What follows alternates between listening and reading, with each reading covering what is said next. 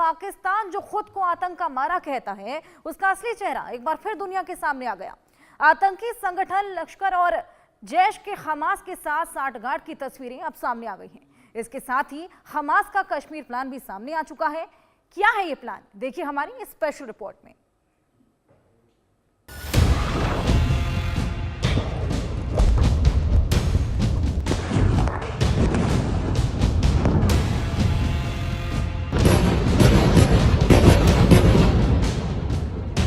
ये तस्वीर आज भी इजराइल के लोगों को डराती है, थर्राती है, नींद से उठाती है। हमास ने 7 अक्टूबर 2023 को इजराइल पर चौंकाने वाला हमला किया, सैकड़ों लोगों की जान ली, लोगों को अगवा किया। आज भी इजराइल के कई नागरिक हमास की बंधक हैं, जिन्हें वो सीज फायर के बाद धीरे धीरे छोड़ रहा है। हालांकि इसकी कीमत इजराइल को चुकानी पड़ रही है। अपने बंधक नागरिकों के बदले इजराइल को हमास के लोगों को छोड़ना पड़ रहा है।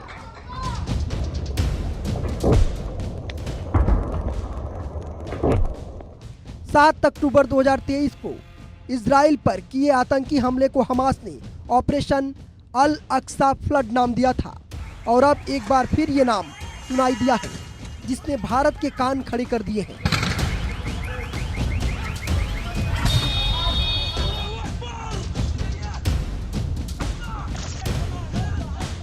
आखिर हमास के ऑपरेशन अल अक्सा फ्लड से भारत का क्या लेना देना है? क्यों ये नाम सुनकर भारतीय सुरक्षा एजेंसियां एक्टिव हो गई हैं? इसका कश्मीर से क्या वास्ता है, ये आपको आगे बताएंगे। लेकिन पहले ये जान लीजिए 5 तारीख को पीओके में क्या हुआ।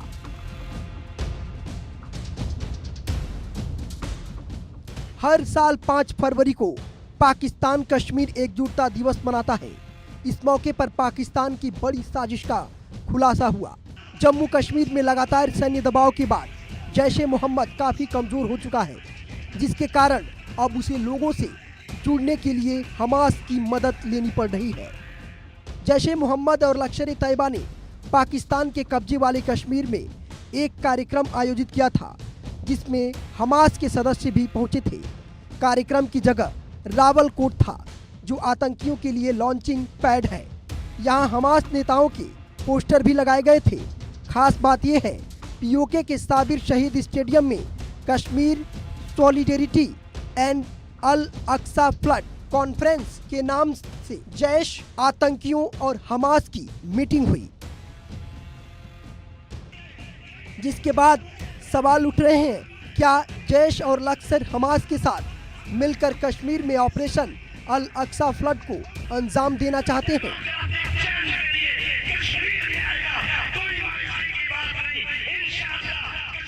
इसको एक अपॉर्चुनिटी देखते हुए पाकिस्तान आर्मी, आईएसआई ने और ख़ास तौर पर उनके जो आतंकवादी संगठन हैं, लश्कर जैसे संगठन और हाफिज सईद, तलहा सईद जैसे लोग जो हैं, वो एक बार फिर से एक्टिवेट हो गए। और उनका एक ही बात उनके दिमाग में है कि किस तरह से भारत को डिस्टर्ब किया जाए। शायद उनको लग रहा है कि बदलते वैश्विक परिदृश्य में जिस तरह से हमास के समर्थन में कुछ लोग सामने दिखाई दिए थे, तो उनको शायद प्रो हमास एक्टिविस्ट का समर्थन भी मिल सकता है और भारत के खिलाफ वो इनका उपयोग कर सकते हैं। और इस्लाम के नाम पर कश्मीर के अंदर एक बार फिर से आतंकवाद को खड़ा करने की कोशिश करी जा सकती है। इस बीच आतंकी हाफिज सईद के बेटे तलहा सईद की भारत को लेकर गीदड़ भभकी भी सामने आई है। 5 फरवरी ये ऐलान करता है, कश्मीर की तहरीक दहशतगर्दी नहीं है।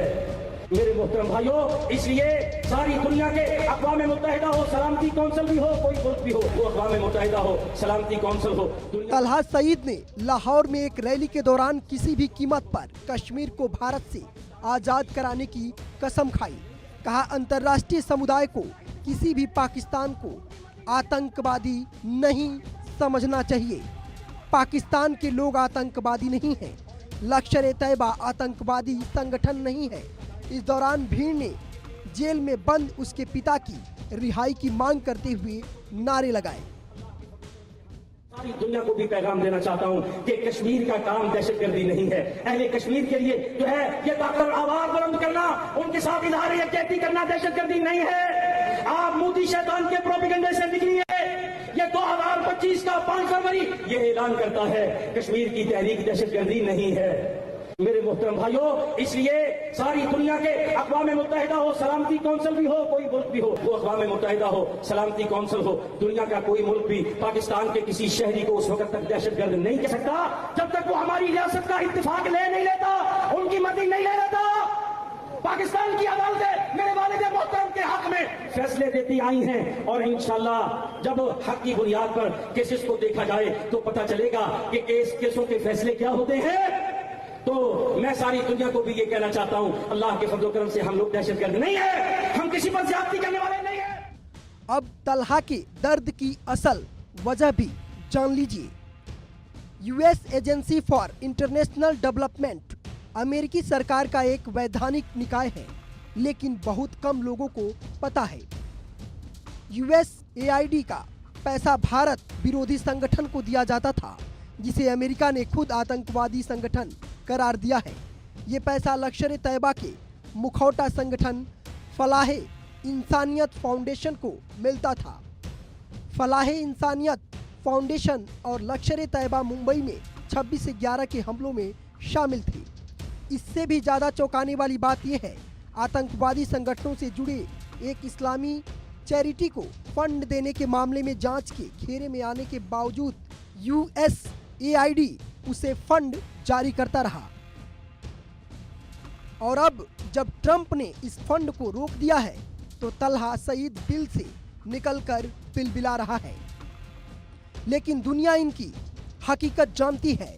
POK में हमास और लश्कर तैयबा की मीटिंग के बाद ये तस्वीर और साफ हो गई है। ऐसे में भारत इनको मुंहतोड़ जवाब देने के लिए हर तरह से तैयार है। Bureau report, India news.